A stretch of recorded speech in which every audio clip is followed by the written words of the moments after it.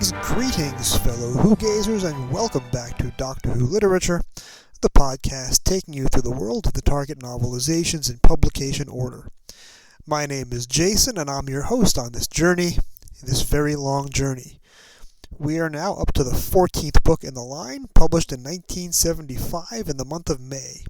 It is Terrance Dicks' second straight book, and it's the second one released in 3 months. It's not my top favorite, but an interesting thing happened to me when I pulled this book off of my shelf. Now, when I say not one of my top favorites, for most of my childhood, every Target book that I read was my favorite for a short time. But there were some that I read over and over and over again, and then there were some that I read even more frequently than that. Terror of the Autons is written probably a little bit above my reading level when I was 11 or 12, so it was one of the books that I read very, very often, but not quite as often as that. So when I pulled it off my shelf and opened it up, I was shocked to see that this is one of my books that has Terrance Dicks' autograph in it, and I immediately got a lump in my throat. To Jason, Terrance Dicks, he wrote, with a little flourish under his last name. I met him once, and that was at the Long Island Doctor Who convention in November 2014. That was his only appearance at one of the Long Island Doctor Who's, I think. And I grabbed probably 4 or 5 of my Target novelizations from home and brought them to the convention to have him sign them. I don't remember off the top of my head which ones. I was surprised to find that this was one of the ones because, while I like it a lot, as we'll find out shortly, it's not one of my sentimental favorites, and it doesn't have any particular deeper meaning from my childhood. I suspect the reason that I brought this one for him to sign was that it's the novelization of the Master's very first story, Roger Delgado's very first story. So I can't quite trace what I was thinking 7.5 years ago, but that's probably the reason. And as I come across other Terrance Dicks autograph books in my collection, I will certainly tell you about it as each episode comes up for discussion here on Doctor Who Literature. Next week, I will be at the Gallifrey 1 convention in Los Angeles. I am a near annual attendee there, and I'll be speaking on a couple of panels, one about the 13th Doctor and one about the New Adventures. If you go over to the Trap One archives, I did a lengthy 2.5-hour documentary on the New Adventures last year in the summer of 2021, I think July. And if you want to give that a listen, I'll give a link in the show notes, and I hope to have a chance to discuss that a little bit at the New Adventures panel, although of course there are going to be many people on the panel, and we only have an hour to speak, so I will not be able to repeat everything that I said in the podcast. Lastly, you've of course heard of the major loss in market valuation suffered by Spotify after the backlash to Joe Rogan's podcast. First Neil Young, and then Joni Mitchell, and then many, many other performers pulled their material from Spotify as a platform, and Spotify's share value crashed. And I'm not going to join the exodus, not least for selfish reasons, because this is a podcast with a very limited reach so far, and I don't want to risk losing the audience that I have, and I do appreciate all you guys for sticking there with me. I think it's better for me to stay here with my occasional political jabs mixed in with the Doctor Who commentary and serve as a more factually correct counterpoint to Mr. Rogan. Of course, if you feel differently, let me know, and I can certainly explore alternatives. But in the meantime, let's talk about Doctor Who and the Terror of the Autons. Let's get to it.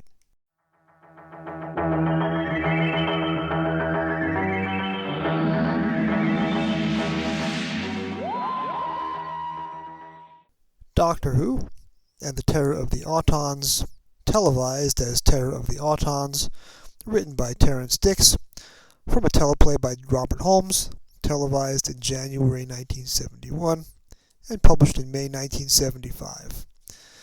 The evil Master leered out at the Doctor, and triumphantly pointed out of the cabin window. The many-tentacled Nestine monster, spearhead of the second Auton invasion of Earth, crouched beside the radio tower, part crab, part spider, part octopus, its single huge eye blazed with alien intelligence and deadly hatred. Can the Doctor outwit his rival Time Lord, the Master, and save the Earth from the Nestine horror? Doctor Who and the Terror of the Autons is almost a perfect synthesis of the first 13 novelizations. It's by Terrance Dicks, novelizing a Robert Holmes story, and is written very close to the style of Malcolm Hulke, the other mainstay of the early Target going. Dicks does two things here that are positively Hulkian. First, there's a chapter titled The Deadly Daffodils, which sounds almost exactly like the kind of Hulke and/or Dicks script that you'd have expected to see broadcast on the Avengers a decade previously. More importantly, you have the characterization. Terror of the Autons is the novelization of the debut story of Jo Grant and the Master. We've seen both these characters in Target books before, both introduced out of sequence in Hulke's Doctor Who and the Doomsday Weapon, but Dicks now gets to reintroduce them, the Master first and then Jo.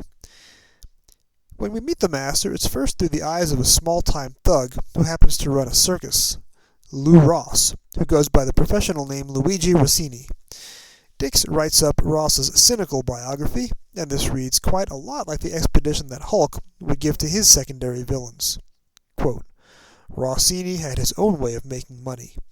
He hired only the deadbeats, the down-and-outs of the circus profession, those who, for one reason or another, could never get a job with the big, posh outfits. Some were too old or too incompetent. Some, like Tony the Strongman, were on the run from the police. Rossini hired them all and paid them starvation wages, knowing they wouldn't dare ask for more. All the profits went into his own pockets, paying for the flashy suits, the diamond rings, and the big cigars that fitted Rossini's picture of himself as international showman. Anyone who objected was soon beaten into submission by Rossini's big fists. He had a right to his perks. He was the boss, wasn't he? Rossini's world is soon upended when the Master lands his TARDIS on the circus pitch, disguised as a horse box, which Dicks, of course, describes as gleaming, in contrast to the shabby derelict vehicles that populate the Circus Rossini. And Rossini is both frightened of and in contempt of the Master, all at once. Quote, Rossini saw a man of medium height, dressed in neat, dark clothing. He had a rather sallow face with a small pointed beard, heavy eyebrows, and dark burning eyes. With a sudden flash of superstitious fear, Rossini thought the stranger looked like the devil. Rossini took a grip of himself. No funny-looking foreigner was going to frighten him. The Master speaks in a deep voice, quote, full of authority, and we feel Rossini go under the Master's formidable hypnosis from Rossini's point of view. That's the end of Rossini's POV for the rest of the book, though. Once he's put under the influence, we only ever see him again through Dicks's omniscient observer.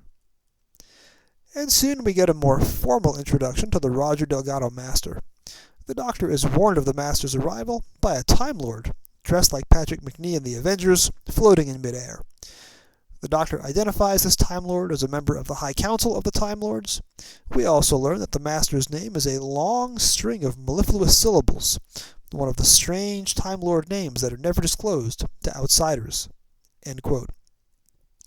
Dicks also takes the time to fill us in on who the Master is meant to be, presumably drawn from his own papers as one of the Master's unofficial co-creators. First, the Master's genesis, envisioned as a Moriarty figure to the Doctor's Sherlock Holmes, is openly quoted here, as the Brigadier refers to the Master as, quote, a sort of criminal mastermind. But we also get the following mission statement, incorporated into the text. Quote, the Master was a rogue Time Lord. So too was the Doctor, in a way. But all his interventions in the course of history were on the side of good. The Master intervened only to cause death and suffering, usually in the pursuit of some scheme to seize power for himself. More than that, he seemed to delight in chaos and destruction for its own sake, and liked nothing more than to make a bad situation worse. Already he had been behind several interplanetary wars, always disappearing from the scene before he could be brought to justice. If ever he were caught, his fate would be far worse than the Doctor's exile. Once captured by the Time Lords, the Master's life stream would be thrown into reverse. Not only would he no longer exist, he would never have existed. It was the severest punishment in the Time Lord's power. This latter bit, I think, was informed by the War Games, which was written before this book but not novelized until 4 or 5 years later. Alas, we've never seen the Time Lords do this again, and the Master is still out there, somewhere. We've already seen Jo Grant before in the novelizations, but this is the adaptation of her first real time out. And so we get, for the second time in a Target book, Jo meeting the Doctor. Terrance is not quite as sympathetic to the character as Mac Hulk had been, and describes her faintly tongue-in-cheek. Quote, as Jo Grant walked along the corridors of Unit HQ, she was bubbling over with an uneasy mixture of excitement and apprehension. At last she had achieved her ambition. She was a fully fledged member of UNIT, the United Nations Intelligence Task Force. The fact that she was the newest and most junior member of that top-secret organization did nothing to spoil her pleasure. But on the other hand, she was about to meet the Doctor, and the thought of the coming encounter was enough to give her a mild attack of the shakes. In Doomsday Weapon, Jo was patronized by her influential uncle when she asked for espionage training, but nevertheless, she persisted. Here, however, she's not quite in on the joke when the Brigadier foists her off on the Doctor, noting only that there had, quote, been something almost amused in his manner, end quote. When Jo finally meets the Doctor, as on TV, written by Robert Holmes, he's shockingly rude to her, and at his most stereotypical. It's interesting to note that Dicks has Pertwee rubbing his chin not one, not two, not three, but 5 times in this novelization. Far and away Dicks' Pertwee chin-rubbing record to date.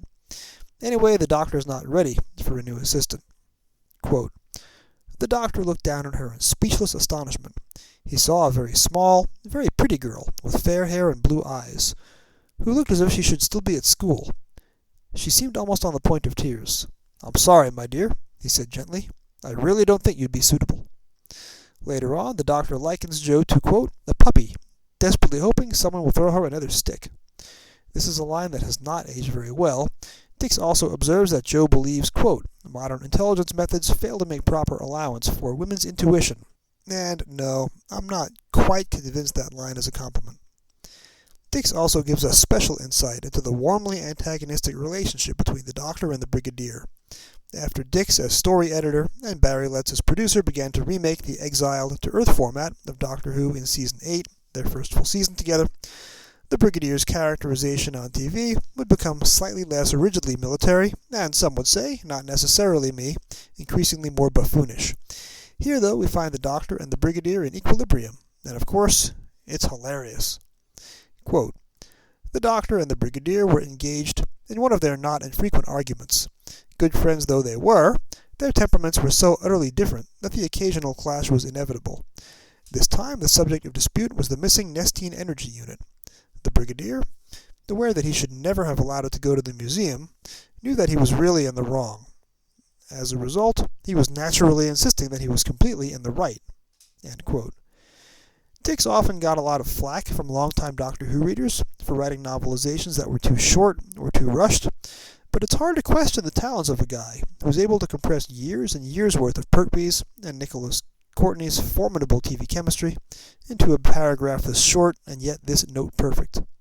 Also because the dialogue in the book is so much more extensive than what we got on television, presumably scripted by Holmes but trimmed for timing reasons, we also get this exchange after the Doctor rapidly figures out what the Master is up to at the Space Telescope Station. Quote, the director broke off, looking at the Doctor resentfully. There really seems to be very little I can tell you. There never is, muttered the Brigadier. The plot begins in earnest when the Master, using Rossini as a strong-armed thug, steals a Nestine sphere left over from the Auton invasion. In the book, dialogue is retained showing that the Doctor tested that sphere from time to time as a barometer to gauge if the Nestines had returned to Earth. This is Terrance getting in a victory lap, triumphantly describing Pertwee's first story, which of course was his own first novelization. In the hands of Robert Holmes, the Autons' second invasion of Earth was no mere photocopy of Spearhead. There were different plot beats and a much more jovial turn. The comedic poacher, Sam Seeley, took up quite a bit of time in the origin story, but here instead an innocent scientist becomes a victim of the Master's killing joke very quickly. Terrance digs into the mind of this character in a passage worthy of Malcolm Hulke himself. Quote, Albert Gjovaag, a melancholy, balding, bespectacled scientist, drove slowly and cautiously, as always, along the narrow country lane, plunged in his usual gloom and lost to the beauty of the scene around him. It was a fine day in early summer. Fields and hedges lay bathed in sunshine, birds sang, langs gambled, and Albert Gjovaag worried about the quality of his packed lunch. As Gjovaag natters on for the third time about his hard-boiled eggs, his colleague, the equally doomed Professor Phillips, quote, hadn't heard a word of all this. Gjovaag was always grumbling about something, and most of his colleagues had stopped listening long ago. Here in this tiny cabin they were listening to the voices of the stars, and old Gjovaag was grumbling about boiled eggs. Gjovaag on TV was played by the lugubrious Andrew Staines, who'd return again in Pertwee's final TV story, although Alan Willow's internal illustration looks nothing at all like Staines. But Dicks goes from comedy to tragedy in narrating Gjovaag's death from his own POV. One of the few times in the books that we feel what death by the Master's tissue compression eliminator feels like. He caught a quick glimpse of a bearded man in the doorway, covering him with a squat, oddly shaped gun. There was a crackle of power, and Gjovaag felt as if his whole body was being clamped in a giant fist and squeezed. He seemed to be shrinking, rushing down the wrong end of a telescope into blackness. The Master has plenty of henchmen to keep him busy in this story, even after Rossini's usefulness ends. The main dupe utilized by the Master is Rex Farrell. On TV, Michael Wisher, making the second of what would basically be annual appearances on the show for most of the 1970s. Rex is the weak son of a domineering father, the inept head of a failing plastics factory. Dicks, as Hulk often did before him, constantly resounds the theme of just how inadequate Rex feels. Quote, Rex settled himself in the big chair. Somehow he always felt lost in it, swallowed up by its sheer size. As a child visiting his father in this same office, he had been allowed for a treat to sit in the big chair and swivel it to and fro. He braced himself, sitting up straighter. Things were different now. At last his father had retired, and he was the boss. End quote. But not for very long. The cunningly disguised Colonel Masters arrives, having selected Farrell's factory as a spearhead, pardon the pun, for the Auton invasion, because Farrell, weak and indecisive, would make an excellent pawn in the Master's game. Dicks reminds us, quote, dominated by his father all his life, conditioned to obedience from early childhood, Farrell was an easy victim. But the Master, of course, henchman or no henchman, won't find such an easy time of it once he meets up with the Doctor. After the break, the second Auton invasion brings two things, daffodils and terror, and I'm fresh out of daffodils. I do hope you can spare a moment or two, Doctor. Sarcasm always was a weak point with you, wasn't it? May I say that I think you look quite ridiculous in those clothes? I am travelling incognito. Oh, why? We Time Lords don't care to be conspicuous. Some of us, that is. Now look, if you've come down here merely to be rude... I came to warn you. An old acquaintance has arrived on this planet. Huh? One of our people? The Master. That jackanapes, all he ever does is cause trouble. He'll certainly try to kill you, Doctor. The tribunal thought that you ought to be made aware of your danger. How very kind of them. You are incorrigibly meddlesome, Doctor, but we've always felt that your hearts are in the right places. But be careful. The Master has learnt a great deal since you last met him. I refuse to be worried by a renegade like the Master. He's an unimaginative plodder. His degree in cosmic science was of a higher class than yours? Yes, well, I was a late developer. Would you call that little surprise unimaginative? The novelization of Terror of the Autons, coming out immediately after Doctor Who and the Giant Robot, is the first time we've gotten back-to-back Terrance Dicks books on the schedule. It's not quite the first of his soon-to-be standard 3333 books, a 4-part story novelized in 12 chapters, with the cliffhangers falling neatly every third chapter at the end of 3, 6, and 9. As with Giant Robot, though, there's one stray nonconformist here, the episode 3 cliffhanger, which falls in the middle rather than the end of chapter 9. Fast forward a couple of years when the release schedule is dominated by 5 or 6 straight 12-chapter Terrance books, and this might look like a glimpse into a slightly more ordinary future. But this is still Terrance with remarkable attention to detail and at the top of his game. Certainly the action scenes are more vivid than what was realized in studio, when Jo, hypnotized by the Master, attempts to detonate a bomb in the Master's unit lab. The Doctor resolves the cliffhanger with a neat bit of comic Venusian Aikido. The Doctor lifted Jo off her feet and literally threw her across the room. "Hold her!" he yelled. Jo cannoned into the two soldiers like a well-aimed ball in a skill alley. All three collapsed in a tangle of arms and legs. End quote. The unit Autons fight at the beginning of episode 3 is also expanded, with an Auton being blown up, something not realized on TV. When the Doctor and Brigadier encounter a stray Auton locked into a safe later in episode 3, Terrance milks the moment in print by having the thing dismembered with a grenade and by having a heavy desk upturned onto its still blasting arm gun. An explosion seen largely off-screen in episode 2 is more vivid on the printed page, leaving behind a smoking circle of ash where the trees had once stood. End quote. In addition to the expanded dialogue and action, Terrance adds a non-stop series of witty asides into his character's thought processes.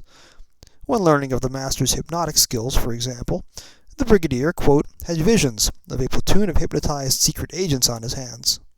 And when the Doctor observes that the Brigadier is likely too stubborn to be hypnotized, Leper Stewart, quote, stroked his mustache thoughtfully, trying to work out whether or not this was a compliment.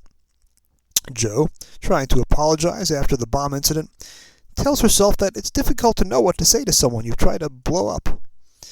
And Dicks adds another dash of Hulkian critique at capitalist consumerism, of the deadly Auton daffodils flooding the market. Quote, nobody really worried. The public was getting something for nothing, and you can't complain about that. Not all of Dicks's editions are salutary. Written in 1975, editors and publishers would still not flinch when the face of an ugly plastic doll is described in horrifically insensitive racial terms, as are regrettably used here. Less offensively, but no less bizarre, Captain Yates gets a whole paragraph wondering about why Army regulations prohibit him from sporting a beard, mustache, or other whiskers. Dicks also spends more time with Rex Farrell, the Master's principal victim in the story, and we learn of his abused child upbringing. Quote, Farrell Sr. was a big, tough, self-made man who had bullied his way to the top through sheer determination. Even in his 60s, he was an imposing figure. Unable to accept that Rex hadn't inherited his own strength, he had always treated him harshly in an attempt to put some spine into the boy. As a natural result, Rex had grown up feeble and indecisive, always living in his father's shadow. However, at the same time, even the doomed Farrell Sr. loved his son, quote, in his own way, and he was genuinely distressed to see the boy looking so desperately haggard. Farrell's wife, presumably also battered in the past, now got on, quote, remarkably well, because 30 years of marriage to her forceful husband had convinced her that he was always right. After Farrell's death, Dick sympathizes with the widow because, quote, without her husband, life was as empty as the big house she lived in. Beyond the tertiary characters, Dicks also makes good use of the circus that was hired to play Rossini's company in episode 2. Here, the Doctor is delighted to ride a carousel and affectionately pats his horse on the nose after riding. We learn that the kidnapped Professor Phillips, Christopher Burgess, who was also invited back for Planet of the Spiders, was pressed into service by the Master as a, quote, circus clown, stumbling about in the ring with the others, accepting the buckets of water and the blows and the kicks without complaint. It had amused the Master to degrade a brilliant scientist into a mindless buffoon. Under the influence of the Master's hypnotic power, Phillips had almost forgotten who or what he was. Terrance is at his best when telling us about the Doctor's hidden depths. Rossini, bullied by the Doctor, even after the latter is tied to a chair, quote, felt suddenly frightened by this tall, stern man, who could coolly issue threats and warnings while lashed to a chair. The Doctor tries to escape from the chair using muscle contraction techniques learned from his old friend Houdini, a detail Dicks also uses in Planet of the Spiders, the novelization directly after this one. Or at least the novelization written by Terrance directly after this one, I should say. In another anachronism, the Doctor recognizes a Sontaran fragmentation grenade, even though Holmes didn't invent the Sontarans for another 3 years after writing this story, but they were brand new when the book was written.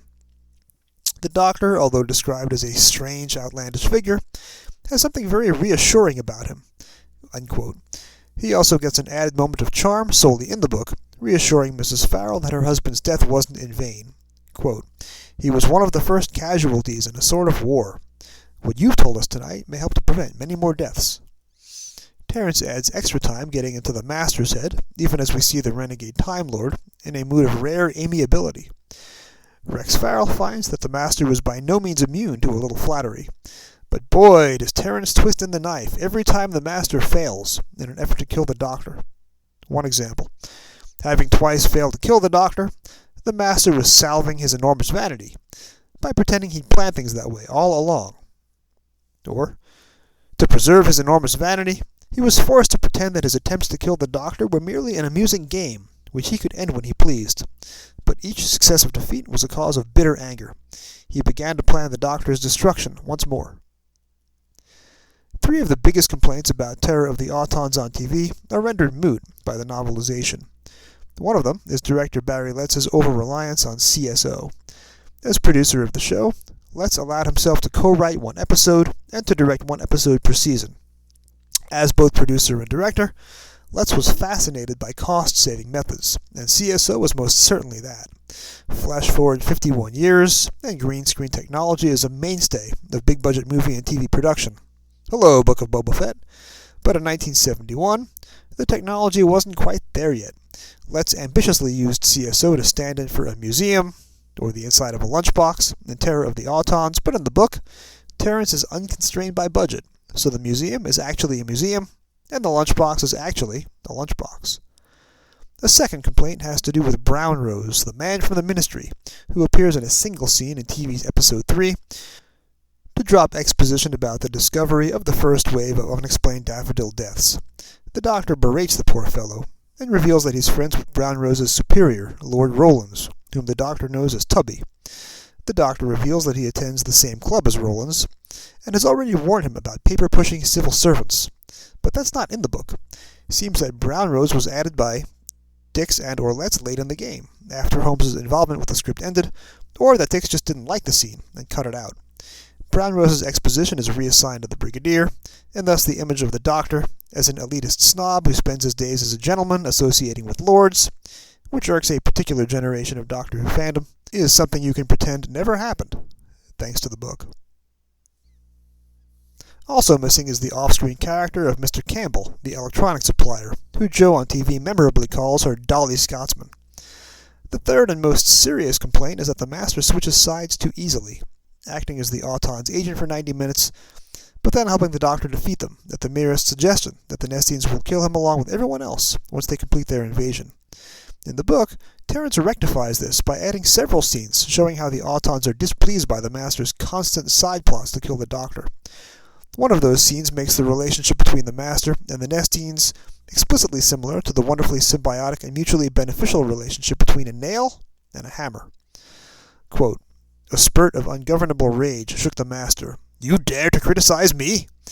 There was no emotion in the dead Auton voice. It could feel none. Flatly it said, 'I speak for the Nestine High Command. You risk failure in your principal task. Such failure will be punished.' The Master controlled himself with an effort.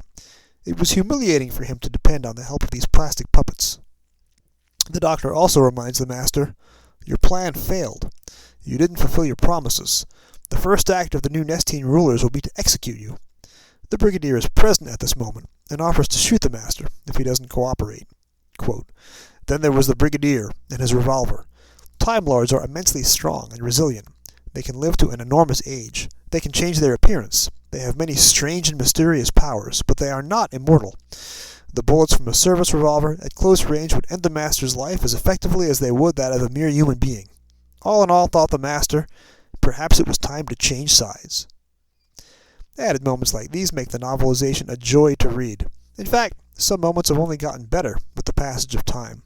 When the Master invades Unit HQ in the Episode 4 material to kill and later kidnap the Doctor, in the book, we learn that he hypnotized his way into the otherwise secure building. Quote, "A number of Unit sentries firmly believe that they have just admitted the Prime Minister. Once the Master regenerates into John Sim in the year 2007, that's exactly who they've admitted." We also get an insight into the Doctor's thought processes as he sets about trying to defeat the Master. The following passage is worthy of James Bond himself. Quote, "Beneath his apparent calm, the Doctor's mind was racing. He knew the Master would be unable to resist the opportunity to explain his own cleverness. The Doctor was relying on this to buy him time. Moreover, he really did want to know the answers. He wasn't dead yet. The more he could get out of the Master, the better." And so, what appears to be a standard assembly line novelization of a 4-part TV story takes on unexpected dimensions when you go page by page and compare it to the TV product. it's certainly a good place to stop and examine just why Terrance is still celebrated today by Doctor Who fans. After the break, we'll wrap up the first half of our look at Terror of the Autons by comparing how he salvages the Part 4 material from TV. But first, a word from Roger Delgado. Good afternoon, Doctor. I hope I'm not interrupting anything important. No, indeed not. You've come here to kill me, of course? But not without considerable regret. How very comforting. You see, Doctor, you're my intellectual equal. Almost. I have so few worthy opponents. When they've gone, I always miss them. How did you get in here? No, don't be trivial, Doctor. I see you've been working on the Nestine Autojet. My own small contribution to their invasion plan. Vicious, complicated, and inefficient. Typical of your way of thinking. Now, come, Doctor. Death is always more frightening when it strikes invisibly. Tell me, how do you intend to activate these flyers? Oh, by radio impulse, which the Nestines will send. I shall open a channel for them. We've distributed 450,000 of these daffodils. So when 450,000 people fall dead, the country will be disrupted. And in the confusion, the Nestines will land their invasion force. Exactly. It's a shame that you can't be here to enjoy the chaos and destruction with me. Goodbye, Doctor. You quite right. Wait, don't shoot! Doctor, you do disappoint me. We Time Lords are expected to face death with dignity. Oh, no! Don't worry. He's not going to kill me. That is your last mistake. If you fire that thing, you will never be able to leave this planet. You're bluffing on an empty hand, Doctor? I'm not bluffing, and my hand, as you can see, is not empty. If you kill me, you will destroy the dematerialization circuit from your own TARDIS. Something I've mentioned quite a bit on this podcast, particularly when it comes to a Malcolm Hulke story, is how the final episode of any given TV serial is usually given short shrift in the novelization. Hulke especially was good at condensing the final episodes of serials such as Doctor Who and the Silurians, Colony in Space, or The Sea Devils, into just 10 or 12 pages of text, even after lavishing chapters and chapters, often more than a full quarter or third of the book, just on episode 1 alone. Terrance Dicks, in books such as Auton Invasion or Day of the Daleks, also had an episode 4 page count much shorter than that of episode 1. Which brings us to the closing chapters of Doctor Who and the Terror of the Autons. Unusually for a novelization, the last episode, here episode 4, is given expanded treatment. Unlike a standard Hulke book, where on-screen action, usually chases and escapes, were condensed in favor of dialogue and character beats, in this novelization, Dicks adds more action and more moments of tension to what had been the grand climax on television. The unit soldiers and the Autons had a few brief skirmishes in episode 4 of Terror of the Autons. In the book, though, Terrance runs over the top of the trench with a handheld camera and starts filming the action from the midst of the mud and the blood and the severed limbs. He writes, "The Autons fought with savage and human ferocity. They were blown up with grenades, exploded by anti-tank guns, ripped apart with machine gun bullets, yet still they fought on. An Auton wasn't harmless, unless it was literally destroyed, shattered into tiny fragments. Soldiers were blasted by wrist guns and smashed to the ground by savage chops from the Auton's powerful arms. Severed Auton arms lashed about like dying snakes, spitting death until they too were shot to pieces." When unit troops blow up a battalion of Auton Daffodil men late in the book, with no corresponding scene on TV to show how this happened, Terrance writes that the aftermath, in which the brightly colored Daffodil men were destroyed, quote, "looked as if a seaside concert party had been willfully massacred." Also, number one, I don't want to know how that particular comparison sprang into his imagination. Chapter 10 in the book ends with the Master, along with the Doctor and Jo, who he's recently kidnapped, expecting to be bombed to smithereens by a unit-ordered RAF airstrike on the Auton motor coach where the Master is hiding out. They, quote, "all waited silently as the shriek of jets reached an ear-splitting crescendo and the bombers swooped down to attack." Except that moment wasn't on TV. Stock footage of RAF bombers, yes. Two nervous Time Lords and Katie Manning peering at the sky, no. The The Doctor and Joe's subsequent escape from the Auton motor coach in the book is complicated and prolonged by an Auton firing energy bolts at them through its handy wrist gun. The Doctor and Joe also take a little bit longer to recover after their fall from the moving vehicle. On TV, Joe sprains her ankle, because all female companions sprain their ankles in early Doctor Who, but in the book, it's the Doctor who remains sore and winded for a few more pages, and Joe's ankle remains happily unimpaired. But even while Dicks is expanding on the TV action, there is still room for his trademark little character asides. The unit team gets a little more room to breathe in print, for one thing. We learn that Captain Yates, in his debut TV story but not his debut novelization, has an Aunt Ethel, who has a bunch of deadly plastic daffodils in her home. There's also said to be a bowl of plastic flowers in the cabinet room at 10 Downing Street. Jo, in a vast improvement from how Terrance portrayed her in the first chapters of the book, develops great intuition and memory at the end, identifying Rex Farrell as the Master's accomplice, because she recognized his picture from the mantelpiece at his parents' house. However, the book does not capture one nice moment in episode 4, presumably added for TV after Holmes' scripts were turned in, when the Master reflects on the domineering iron will of Farrell Sr., whose death he previously orchestrated. One of the unsung heroes at the end of the novelization is Farrell Jr. Rex, it turns out, has inherited a bit of his father's domineering iron will after all, in a way that is much better explained in the book than on TV. Quote, Rex Farrell was slowly recovering consciousness. His body was one big bruise, but in spite of the pain, he was full of a savage joy. For the first time in days, his mind was clear. Somehow the shock of the threatened bombing attack and the pain of the blow from the Auton leader had broken the Master's hypnotic conditioning. Once again, Rex Farrell knew who he was and what had been done to him. Now there was only one thought in his mind, to destroy the Master. But Rex doesn't get to live a newfound joyful life for long, as Terrance gives Farrell that little bit of iron, only to cruelly snatch it away moments later. The book adds the scene, only implied on TV, where the Master comes back to rehypnotize Farrell as insurance for his own escape. Quote, he saw the face he hated most in the world gazing down at him. The nightmare was not over after all. In another Hulkian paragraph, after a disguised Farrell is killed by Unit, who believed him to be the Master, Dicks gets in one last kick at the poor boy's corpse.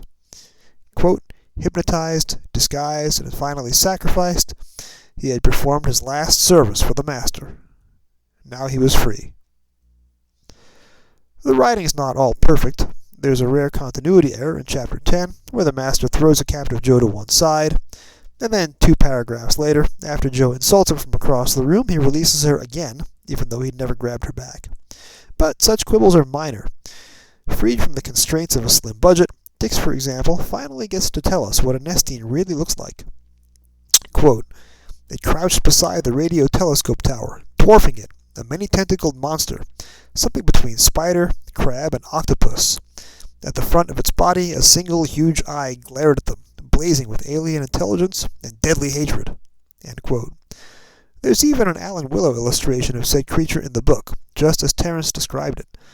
Not on TV, though, where the final Nestine was suggested only by blurred animation lines hovering in the sky, and not by the depiction of any octopoid spider crab.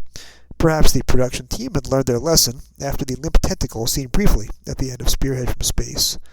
But speaking of the soon-to-be-departed genius of Alan Willow, check out his illustration of the Auton policeman with the comical, expressive, emotive face at the end of Chapter 6. Great picture, but perhaps he didn't quite get the brief about how flat and unemotional the Auton face masks were supposed to be. When the Master finally escapes from the Doctor at the end of the book, Terrance adds an interesting beat, reflecting the soon-to-be ongoing dynamic between the two men, the TV chemistry between Pertwee and Delgado, adding an almost genial dimension to the Doctor's and Master's enmity. Quote, the Doctor sat up slowly, shaking his head. He gazed after the coach as it rocketed away in a cloud of dust. For a moment Jo was puzzled by his expression. Then she realized. The Doctor's face held a sort of reluctant admiration. You know, Doctor, said Jo suddenly, I think you've got a sort of sneaking liking for him. The Doctor looked indignant. Like him? I can't stand the fellow. He's ruthless, depraved, totally evil. In fact, a thoroughly bad lot.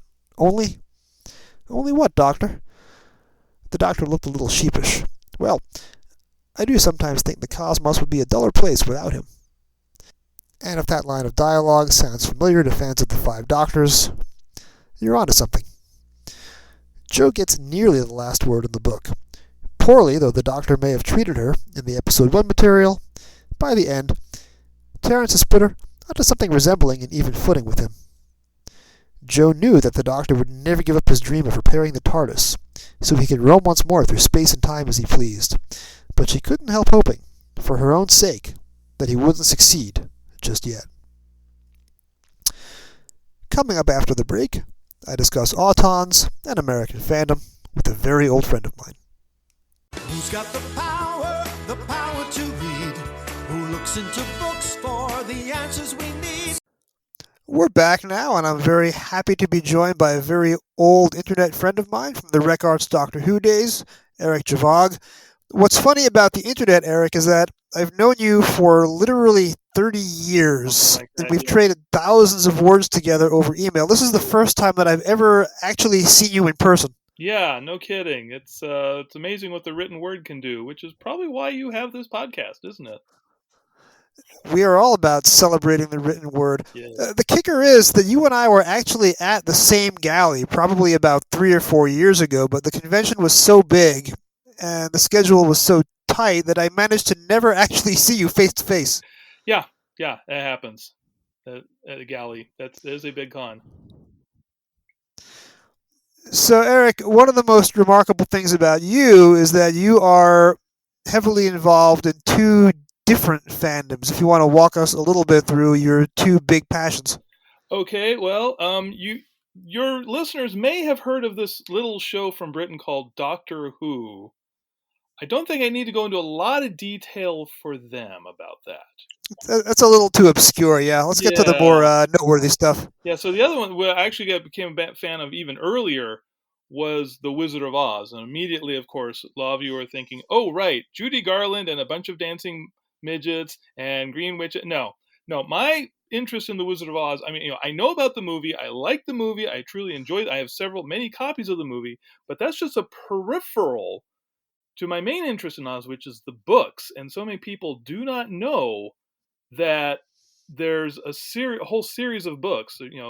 L. Frank Baum, who wrote The Wizard of Oz, he wrote 13 more books. And then when he died, his widow and the publisher said, hey, we got a good thing going here. Let's keep it going. So they got another writer.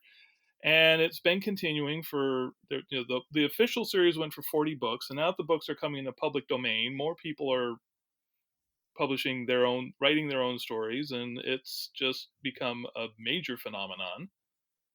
And I have been a member of the International Wizard of Oz Club for over 40 years. I've been to, several dozen Wizard of Oz conventions. It's just, it's a big part of my life. And you have met, I believe, several of the surviving cast members. I believe the last surviving cast member finally passed away a few years ago, but you've probably met several of them. Well, I wouldn't say. There's actually a handful of cast members around still. There were, oh wow, yeah, but of the main on-camera munchkins, the last one died a couple years ago. This is true, but there were actually some very young girls in the background, and a few of them are still around. There's actually a couple of people who worked on the film in other capacities. Judy Garland's camera stand-in. She didn't appear on camera, but she would help set up shots while Judy was at school, learning stuff at school. Just turned 100. Wow. I know. So she would have been 16 or 17 when she was on set, but not much. So. And I heard you over the summer on the Trap One podcast, to which I'm a contributor.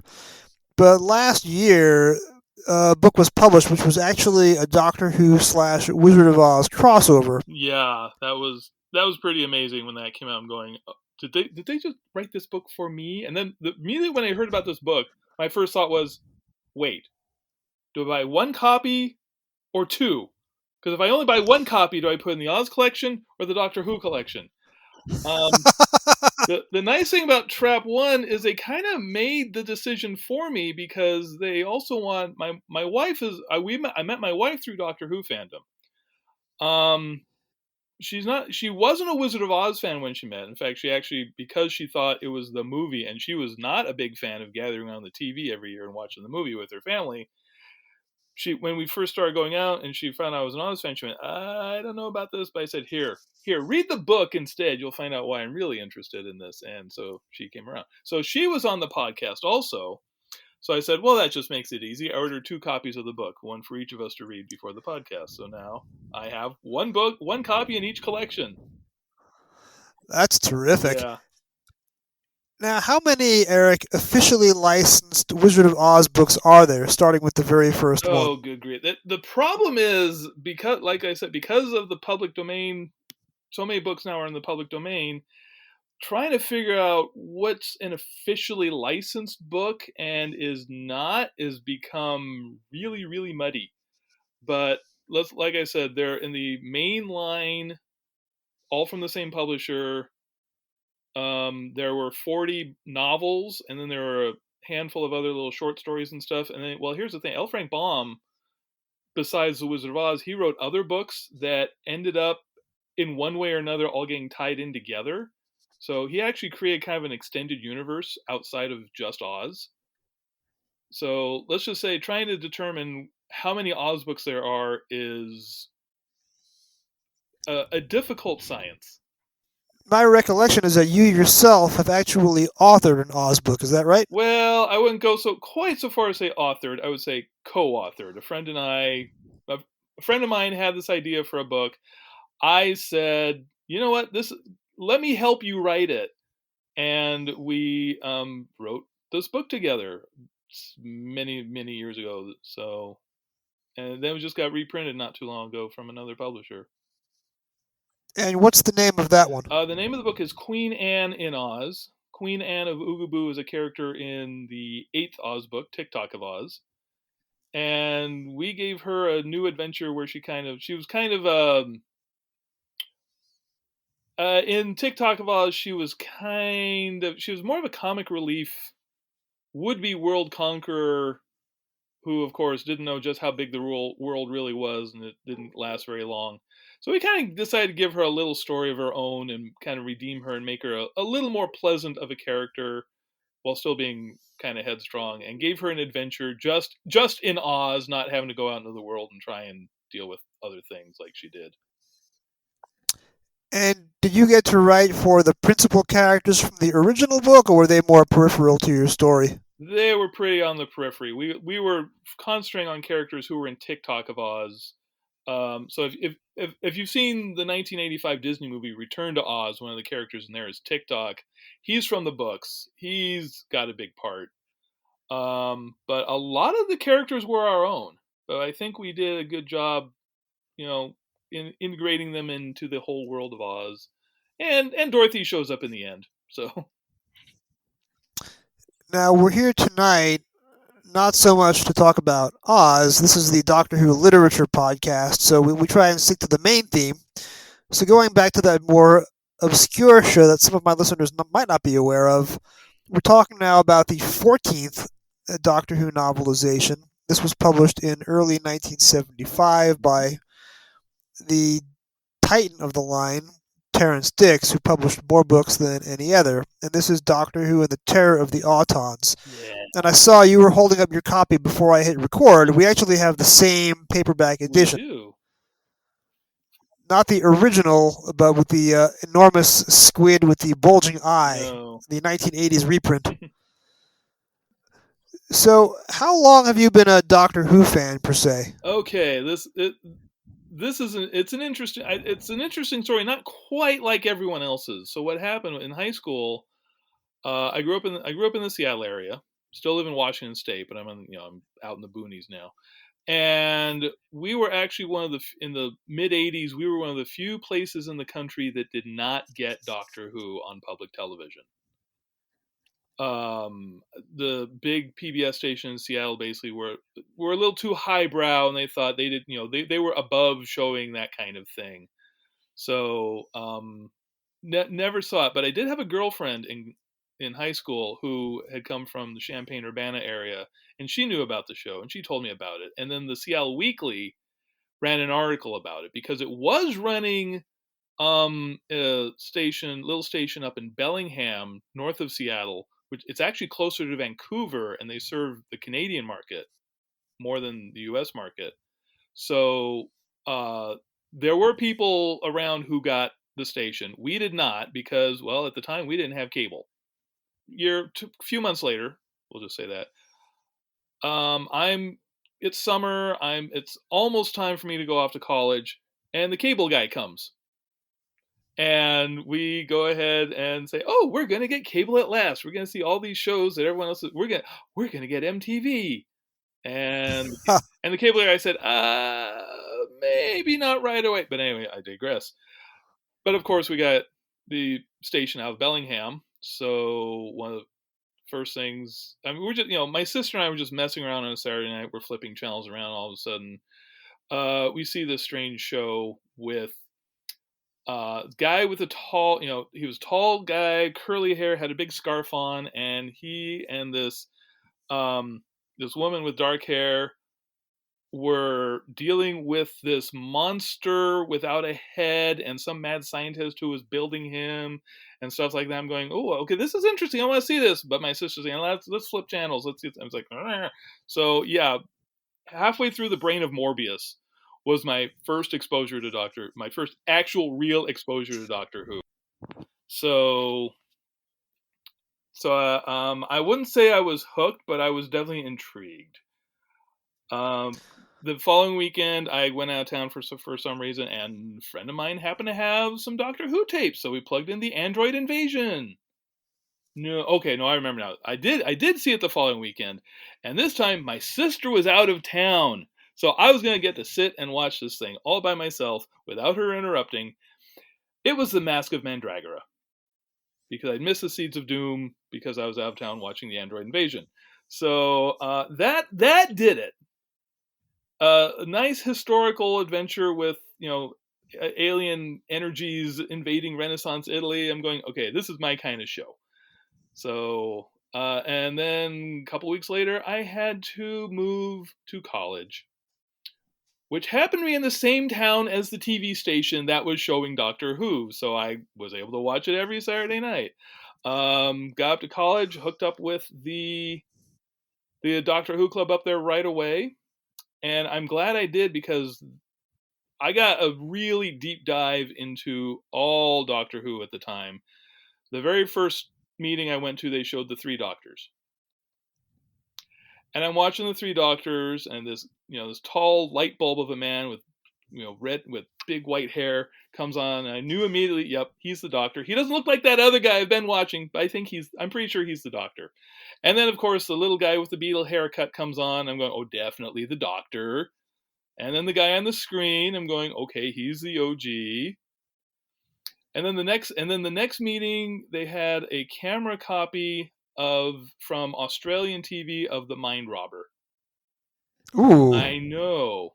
And then about this time, tapes were coming over from Great Britain of the brand new Doctor Who stories with Colin Baker. So I've got, like I said, I got this pretty deep dive right away that year with, all of Doctor Who up to that point. Plus which, every Saturday night, watch on TV, late night TV, there's Tom Baker until he turns into Peter Davison. So, Whovians my age, or from that era, all they did was watch the local PBS station, and some of them from a lot younger age, and they got to watch a lot longer. So I know, I started off a little older. I was 19.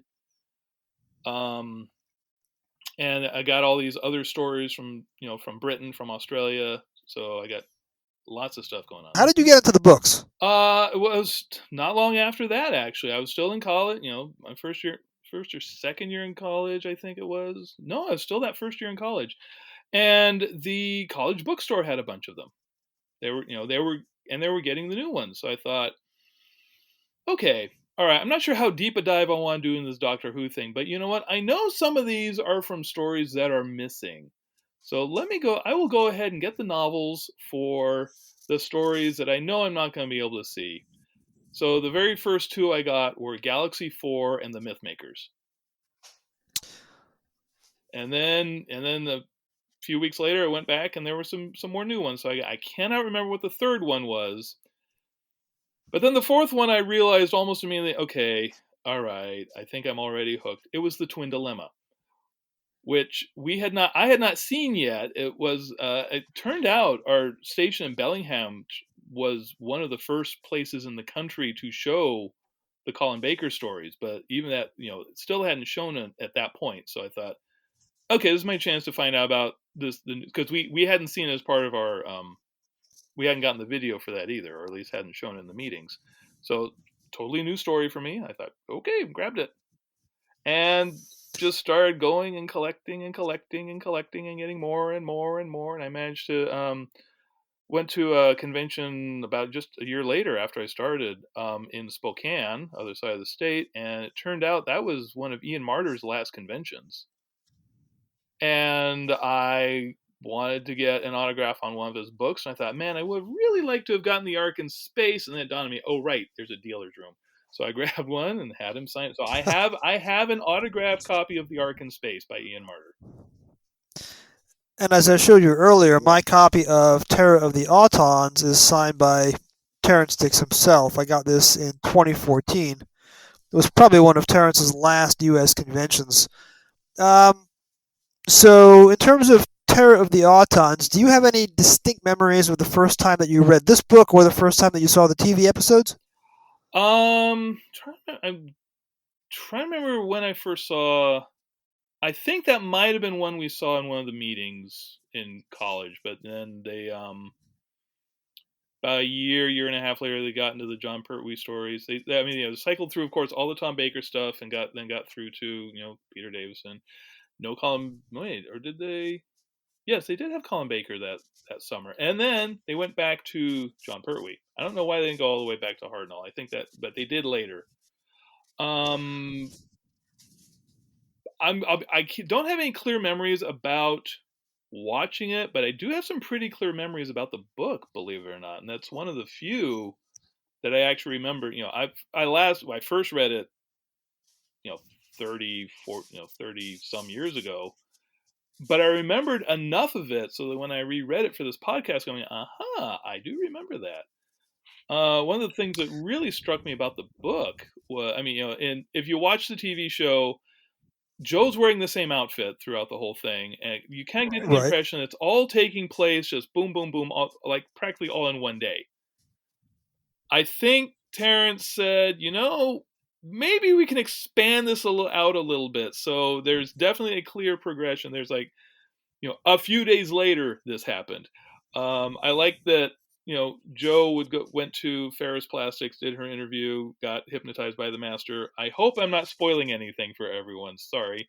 And then, and then she just goes off and does a couple more interviews. And so they, the doctor and the brigadier are talking later and say, no, we don't know which one she went to. She went to several. It might not have been the last one.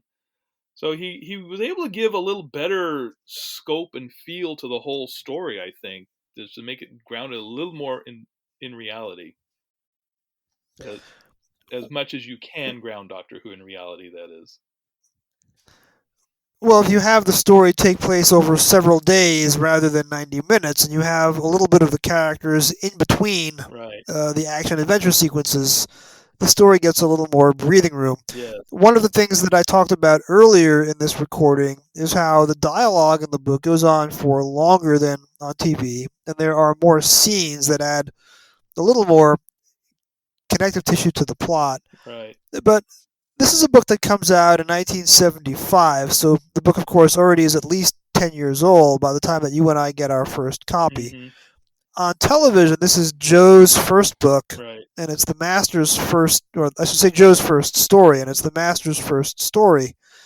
And it's the novelization of the Season 8 premiere, because Barry Letts and Terrance Dicks don't come onto the show until partway through Season 7. Barry did not produce Spearhead from Space, and they were kind of chafing against the Season 7 format. So season 8 is their first season premiere. This is their first season premiere, Right. and it's their chance to reformat the show. So you have shorter episodes, 4 or 6 instead of 7. You have a brand new companion, Joe. You have a brand new villain, the Master. Mm-hmm. You have the return of the Autons, but it's a slightly different plot coming at it from a slightly different angle. And of course, you also get the introduction to Mike Yates. Because these books are written out of order, we've already talked on this podcast about the Doomsday Weapon, which is the novelization of Colony in Space. That is a later story, but when the books came out, that book was repurposed to be Joe's first story. Right. I remember that. And I believe it's the first novelization to feature the Master. There's a lot of new characters in this book, and Terrance is introducing them all at once. How does Terrance handle in the prose all these new characters? It's Joe's proper debut, it's the Master's proper debut, it is Mike Yates' proper debut. He does give some nice, I won't necessarily say background, but he certainly gives a lot of flavor, a lot of heft to the Master. We get from what he tells us, we get a nice little taste of just who the Master is and why he does what he does, that sort of thing. It seems I don't recall Mike Yates being much more than he was on television. He's just like, okay, new officer, and he just jumps into the action. Joe, I think I don't think it's so much Joe is different, but everyone else's reaction to Joe, he's able to expand on in this book with, a little bit more business about her being foisted off onto the Brigadier and how the Brigadier then foists her off onto the Doctor. And that whole, the Doctor saying, I need a proper assistant. I can't have her. And the Brig says, all right, well, then you tell her. That scene, I think, it felt to me it got expanded a little bit more. We get a little bit more into the thought process of, especially the Brigadier, a little bit more into the Doctor as well, and how Joe wins them over with her eager earnestness and her actual abilities to find some information that they need. How does the third Doctor himself come across? Because Terrance has been writing for 3 different Doctors now, because he novelized several Third Doctor stories. Then he went back and he novelized The Abominable Snowman, so he's writing for Patrick Troughton for the first time. And then he jumps on ahead, and the book before this is the 4th Doctor's first TV adventure. But the 3rd Doctor is the Doctor that he was there for. He was the script editor. He ghost wrote many Jon Pertwee stories without screen credit. And he wrote, at least at the beginning of the line, he was writing for Pertwee a lot more than he was writing for Tom Baker. Later on, of course, he becomes the principal Tom Baker writer, but for now, he's heavily invested in this 3rd Doctor in print. How do you compare his print 3rd Doctor to the Jon Pertwee, as you say, tall light bulb that we got on television? Jon Pertwee has been such a distinctive Doctor from just about all the other ones until I think, Peter Capaldi comes along and he has a few of the same qualities. But for the most part, Jon Pertwee's Doctor is he's more of a doer, but he's also very much the scientist. He is, he is a how I'm trying to think how to describe this.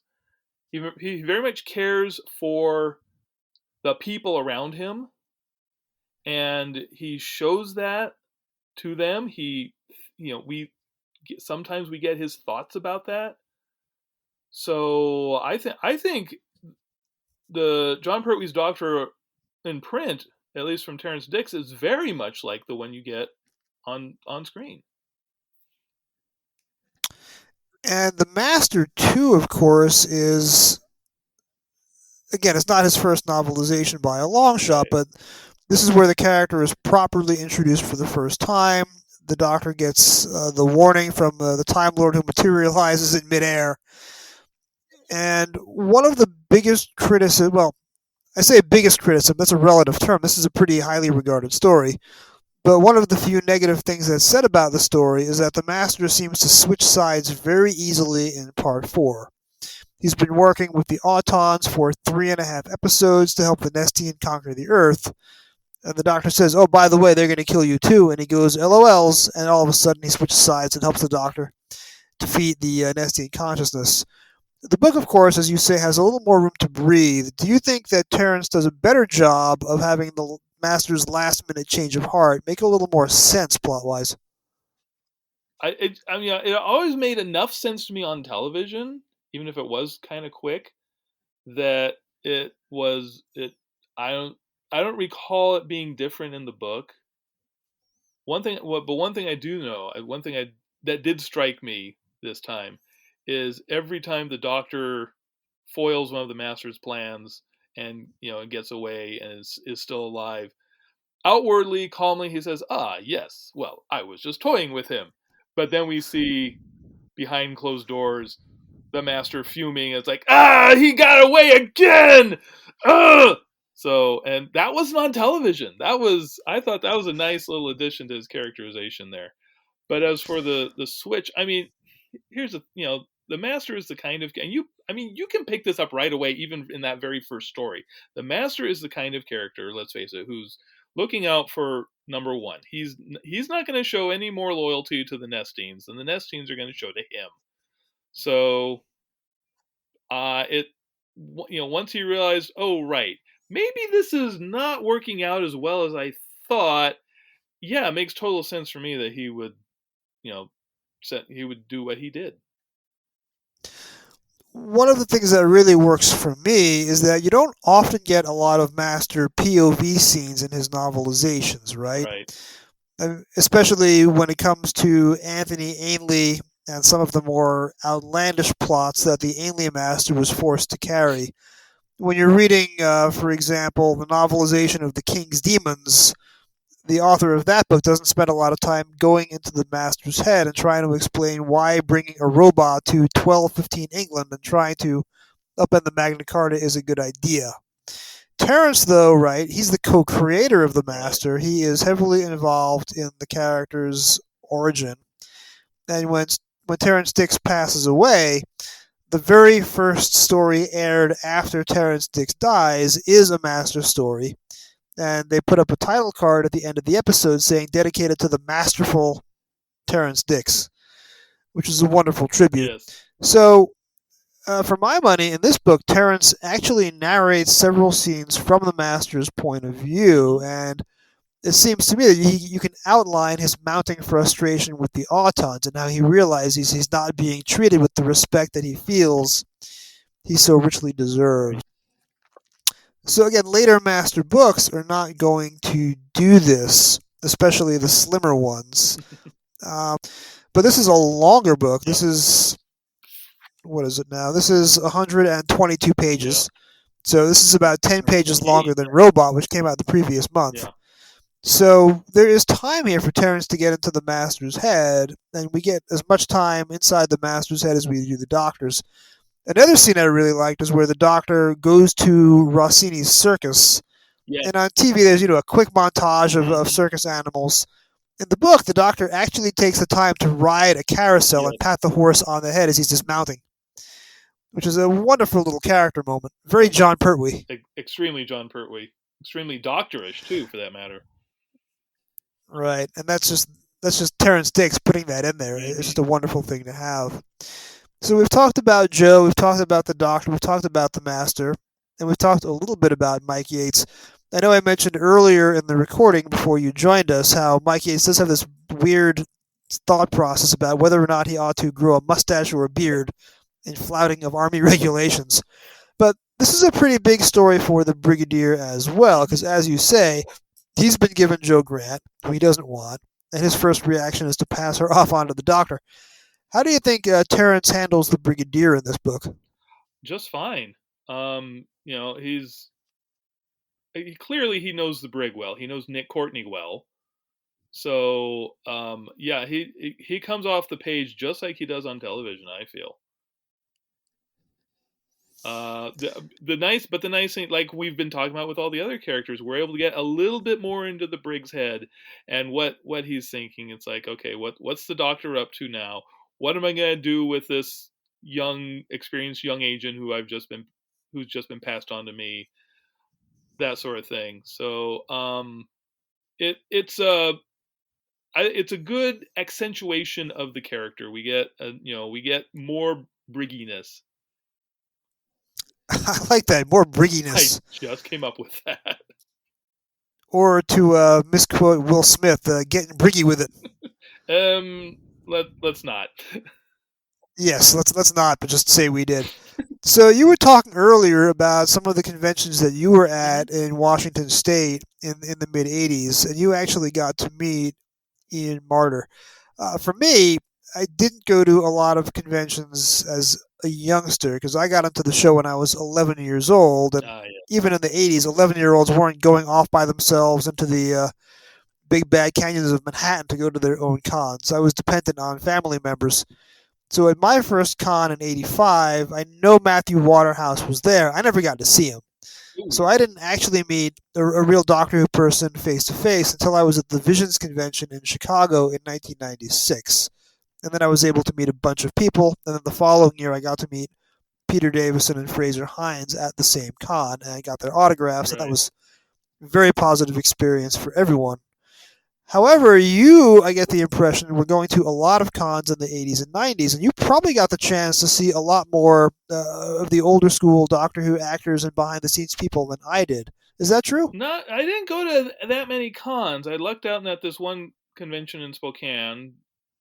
Right after I became a fan. There were they not. Wow, it would have just been a year later. The Doctor Who Fan Club of America, when they got going, they had the big trailer that went around the country, and they came to both Bellingham, where where I was watching the show, and then they went down to Tacoma, where the PBS station down there had just started playing Doctor Who. And boy, I got some stories to tell you about that. Go ahead. Oh, well, I'll get to that. But and so we got in fact, I actually got to sit in Bessie at the Bellingham one. Oh, I know. wow. Now, was that the original Bessie that was flown overseas, or was this a mock up that was made for the States? As far as I know, it was the original Bessie. So That's got to be a real thrill sitting in Bessie. I know it was, and I wish I could find a picture of it. But of course, the two big guest stars that they had at both of those events were John Pertwee, and that was my first encounter with him. Oh my! And the brand new Doctor, Sylvester McCoy. They had just shown his first episode in Britain. We had never even seen any at this point, but they bring him over here to publicize the show, and he made a pretty good impression right away. So let me get this straight then. Yeah. You're at this single con in the autumn of '87, Yeah. and you've got John Pertwee Mm-hmm. and Sylvester McCoy Mm-hmm. at the same convention at the same time. Right. That is an odd pairing because you don't associate those doctors with one another because the story quality Right. and the story Yeah. focus and the acting performances were so wildly different. What were the two of them like in the same room? Well, what they did was in Bellingham, they brought out Sylvester McCoy, and then right at the end of the presentation, it's like, oh, and by the way, here's John Pertwee, and he comes out and waves and says hello and says a few words. Down in Tacoma, they did the opposite. They had John Pertwee come out and do some stuff, and then said, oh, and by the way, here's Sylvester McCoy. Actually, I should probably say in Tacoma, it was we had a little bit more Sylvester because what they did, one of the local fans had managed to get it had just been shown 4 days earlier in the UK. He had a video of episode 1 of Time in the Ronnie. So this became a major part of this thing, and unfortunately, because of technical limitations and stuff, we could only watch it in black and white. But it was still a thrill. And then, of course, the man comes out, Sylvester McCoy. So but the two of them together, it was just a lot of mutual admiration. It's like I think what happens a lot of the times when any of two doctors get together, it's like, oh, you were in that too. So, or in John's case, it was like, oh, you're in it now.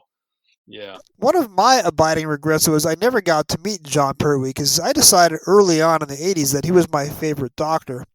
especially once I got to see his entire era front to back, probably in '87 or so. I would have been about 13. Um, I just wasn't going to enough conventions. Like I said, I didn't go to my second con until November '96. He had died in New York a few months earlier, and I've always wanted to meet him, and it's just a tragedy that I never got to. So, what was it like meeting him in person? What kind of energy did he bring? Did you get to speak to him? Tell us a little bit Yeah, about I that. mean, seriously, he was what you saw on television was, well, at least that's the public image he presented at the con. I mean, he was even his costume. He had the smoking jacket and the ruffled shirt. So, um, just he'd leap out and say, "I am the doctor."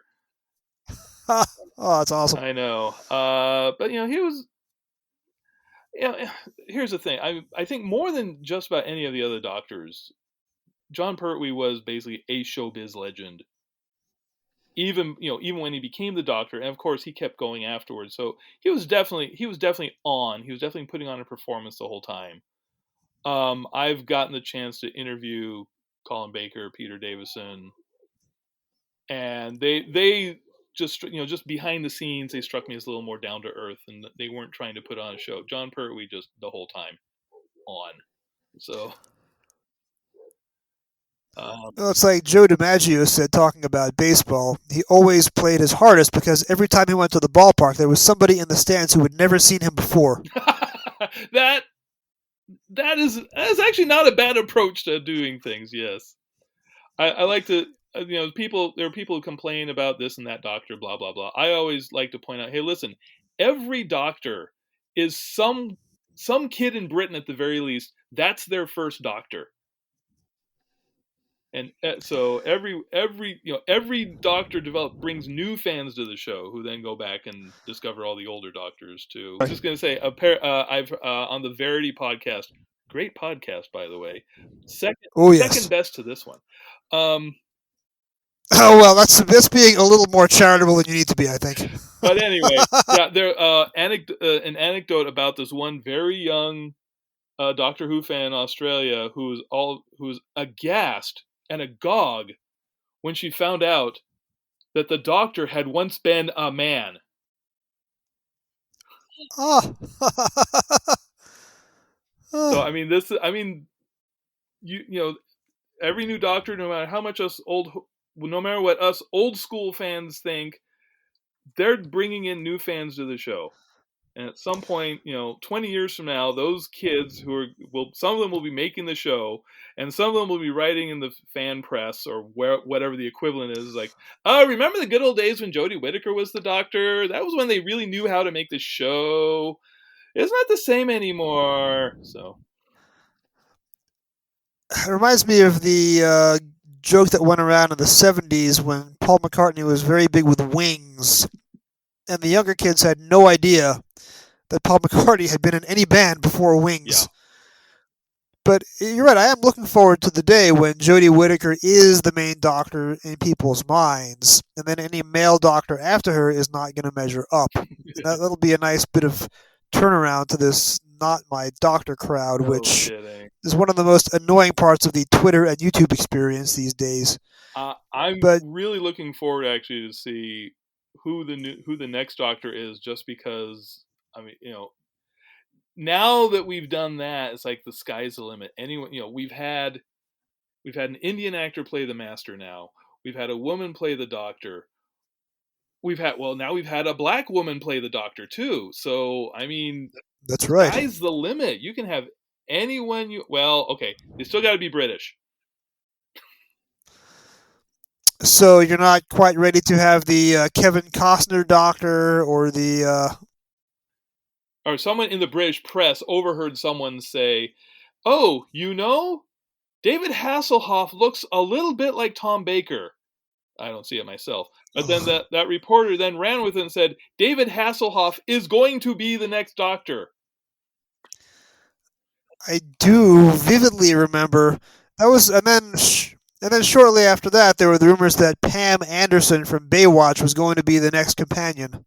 Yeah, it's like these stories that are going about now that David Tennant's going to return as the Doctor. My suspicion, what happened there is someone overheard something about maybe David Tennant will return for the 60th anniversary.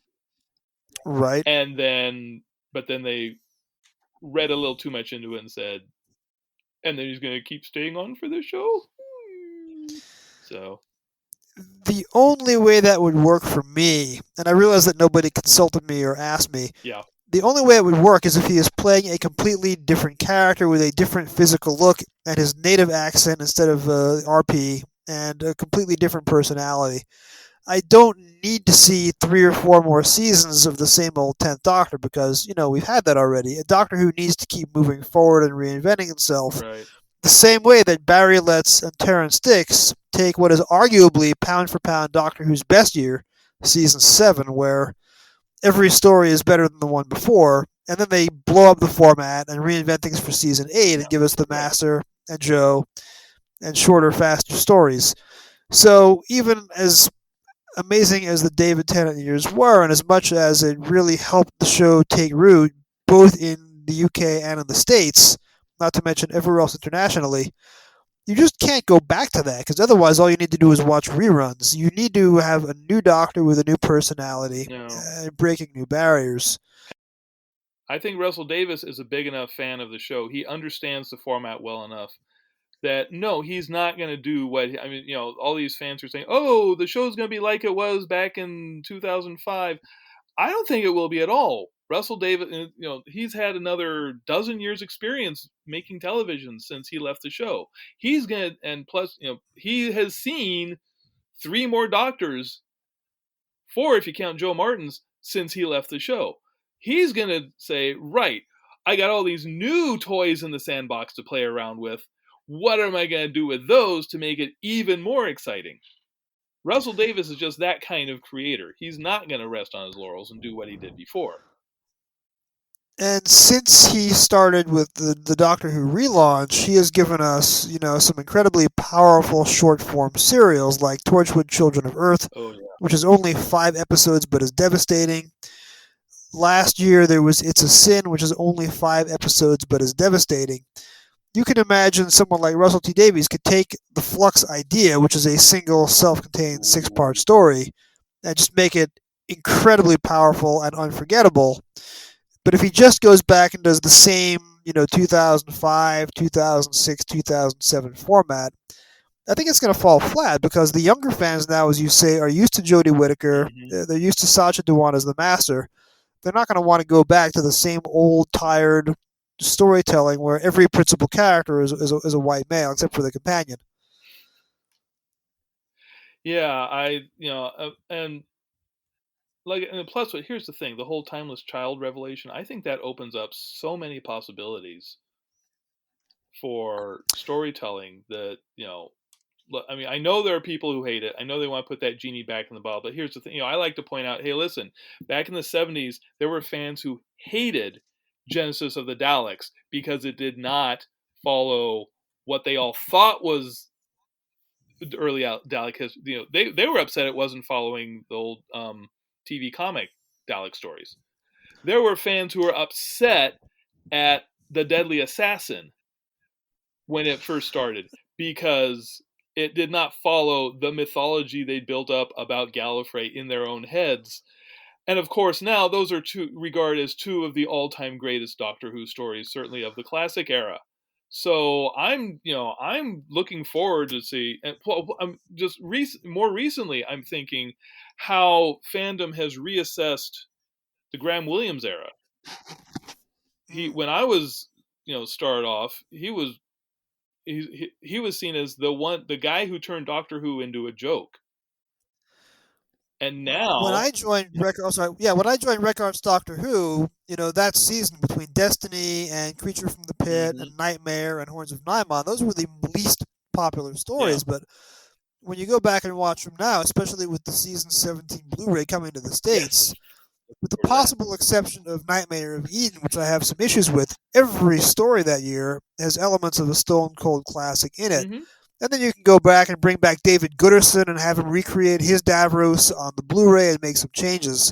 It's just a glorious thing that we're getting these sets that allow us to re-examine these stories without all of the old prejudices or the received fan wisdom, right? Right. And I want to build on what you said earlier about the timeless children. If you just tell a good story, it doesn't matter what you do to the canon, because Genesis with the Daleks proved that, and Deadly Assassin proved that. Yep. You now have this infinite number of Doctors. What I am desperately hoping for Jodie's final episode, which is probably about 7 months away now, Yep. and I'm sure now that I've asked for it, we're not going to get it. And of course, it's already been filmed, so they're not going to Yeah. change the story because of my ramblings on some low traffic podcast. What I would love to see is a story that tells the same plot from 2 tracks, the Joe Martin Doctor and the Jodie Whittaker Doctor in 2 different time streams, fighting the same villain, and they both are forced to regenerate at the end of the story. Oh. And Jodie Whittaker will regenerate into whoever the 14th Doctor is going to be, and then Joe Martin regenerates into David Bradley, standing in for the late William Hartnell. That is my headcanon for what the Jodie finale should be, because you need to tell Joe Martin's story. She's had a few cameos. You need to have a story where she is a significant part of the plot engine. So having 2 Doctors fighting the same villain, both dying, and turning into David Bradley, and then our new Doctor, that would be, I think, dramatic, grab you by the neck storytelling. Yes. And I am just desperate for it to happen. And it's already been filmed. We don't know what it's about. Yeah. Hopefully I can do a victory lap in 7 or 8 months and say, I told you so, I told you so. There's the young pedantic Doctor Who fan in me who would say, yeah, but then we didn't see Joe Martin's Doctor in the brain of Morbius when we went back beyond William Hartnell. So that part of me would discount that, but because of that, my current fan theory, and I know sometime it may change depending on what happens. My current theory is, if the brain of Morbius cameos, if we'd gone back one more before the whole thing exploded, it would be Joe Martin. But exactly. Yeah. I was gonna add something there. So in your headcanon, what is the ideal way for Jodie's final story to go out? Oh, good grief! The people who make Doctor Who are so much better at anything I could come up with. To be honest, as much as I enjoy the show, I don't think my creativity is not extensive enough that I could dare write or create a Doctor Who story, at least along those lines. So I'm just gonna sit back and I'm gonna just let them surprise me. Just show me what you got, folks. That's a healthy approach, and I wish a lot of these not my doctor / angry Twitter YouTube people would just take your approach and just enjoy the stories for what they are. Yeah. Because the stories certainly never run out. I mean, it used to be I'd try and try and fit it all in together in some bit of logical timeline. The more I did it, that way lies madness. So I just said, you know what, listen, this is a show with time travel. Every time the Doctor steps out of the TARDIS, he might be changing history. We don't know. And then, of course, there's a big freaking time war. Who knows what that's done? And then there's since then, the Doctor's reset the universe a couple of times. It's just not worth the effort, frankly, because we keep seeing it all the time in the show. As soon as we think we know something, they come and make some change in the show that blows it all up. So there goes my idea that I spent all this time working out and making it all perfect and wonderful. I was like, oh, never mind. Oh my goodness. So before we wrap up, we're coming to the end of our hour. Let's do a quick lightning round. Okay. What is your favorite novelization? Oh boy, you would ask that. It's been so long since I read most of them too. Okay, you know what? Since I did remember more of this than I remembered most others, I'm going to say Terror of the Autons. That's a great choice. Yeah. I mean, this is when I had the chance to meet Terrance Dicks in 2014. I didn't want to bring my entire collection with me. I brought the 4 books that I thought were most representative of his work, and this is one of the 4 that I brought.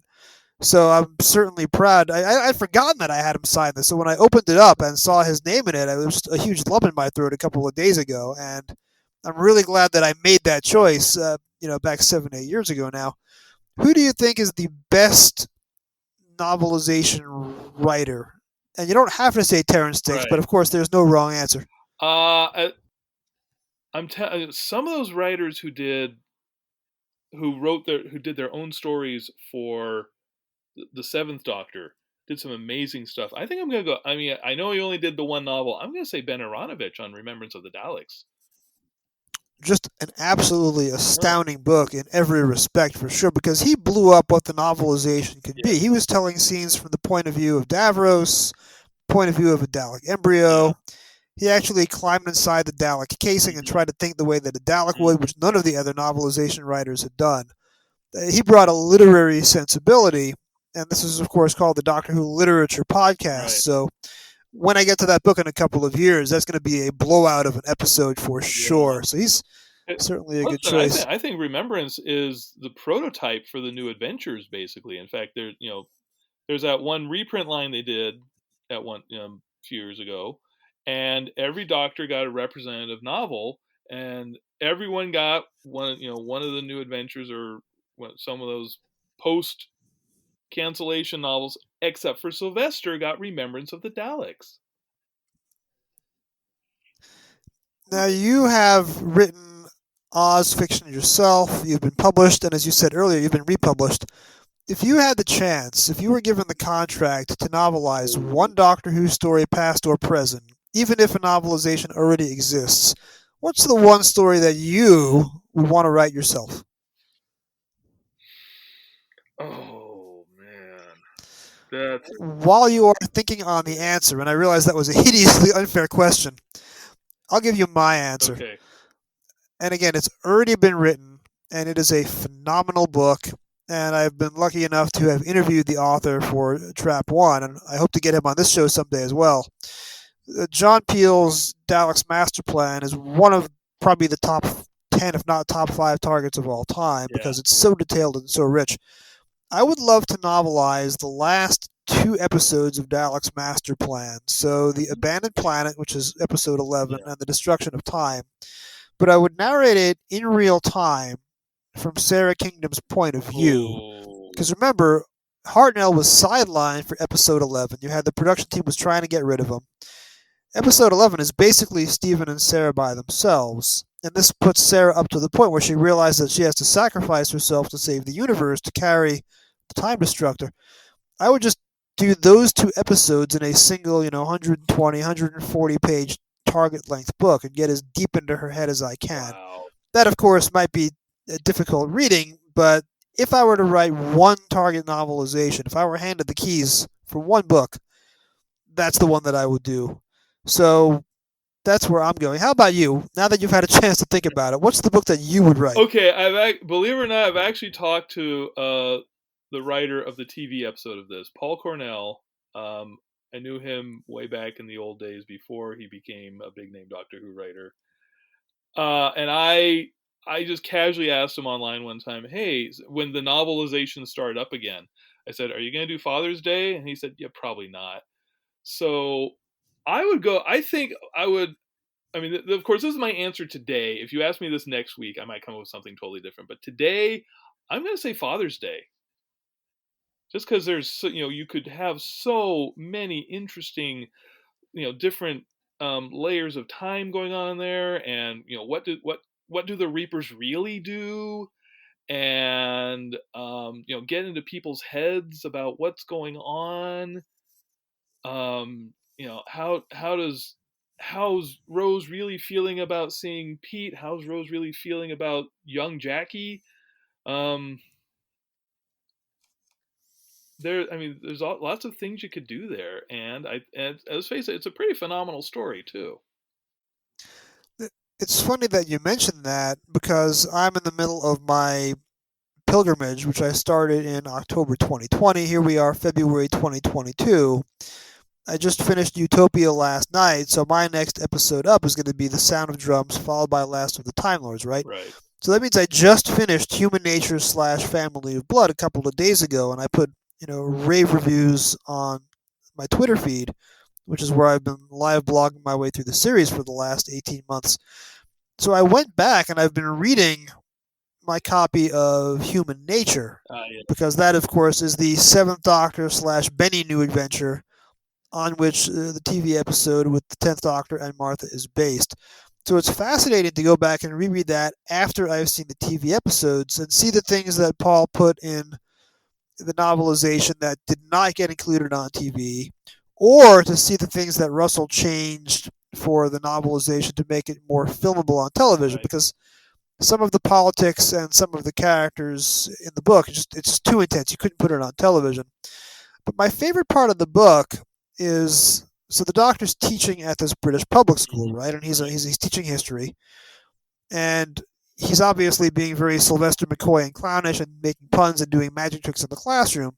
So early on in the book, the headmaster calls him on the carpet for improper and inappropriate behavior and tries to lecture him on the school's motto. The school's motto, in Latin translated into English, is bigger inside than out, which of course is, the tagline for Doctor Who's own time ship. That's just a great little twist for the novel, which they couldn't get. It wouldn't make any sense to put it on television. There was no room for it. Right. But it's a great thing to read in the book, and I'm really glad that it's there. Yeah. I did ask Paul, hey, are you just going to go ahead and do a slight rewrite, change some of the descriptions of the Doctor, and reprint Human Nature? He said, no. But which reminds me, after Francis Ford Coppola came out with the movie Bram Stoker's Dracula in the early to mid-90s, somebody actually was commissioned and wrote the novelization of Bram Stoker's Dracula, which is one of the most perverse novelizations of all time, because you're novelizing the movie of one of the most famous novels ever written. There's just no comparison. So novelizing Human Nature, it wouldn't work. It wouldn't translate as well. no. But it'd be an interesting experiment, I think. So Eric, where can we find you online? Do you have any projects or things you want to draw to our attention? Online, I'm actually do more Wizard of Oz stuff than Doctor Who stuff. So you can find my website at The Wizard of Oz, all one word, no separations, .info. So if you want to know more about this whole Wizard of Oz phenomenon outside the movie, or even some interesting stuff about the movie, go there. My book, Queen Anne in Oz, you can find that on Lulu. And then if you're a Doctor Who fan, especially if you're in the Pacific Northwest, I do run a modest little Doctor Who club out here called the Emerald City Androgums. Our website is androgums.org, and you can find us on Facebook as well. And finally, I also consult with KBTC, the PBS station in Tacoma, on their Doctor Who output. So every January and June, they say, "Hey, what should we show for our pledge drive?" And I come up with often something thematically intriguing. We just had last year. Last year we had Terror of the Autons and Claws of Axos to celebrate 50 years of the Master. All comes back to Terror of the Autons, doesn't yes. it? All right, Eric, thanks so much for joining us on the show. Thank you for having me, Jason.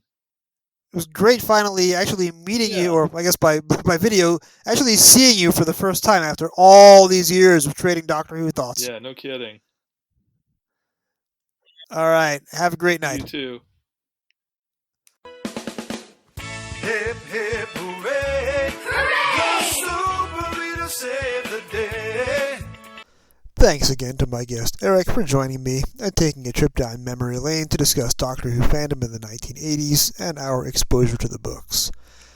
Next time will actually be the last time for Jo Grant, as Target quickly shifts from the novelization of her TV debut to the novelization of her TV finale.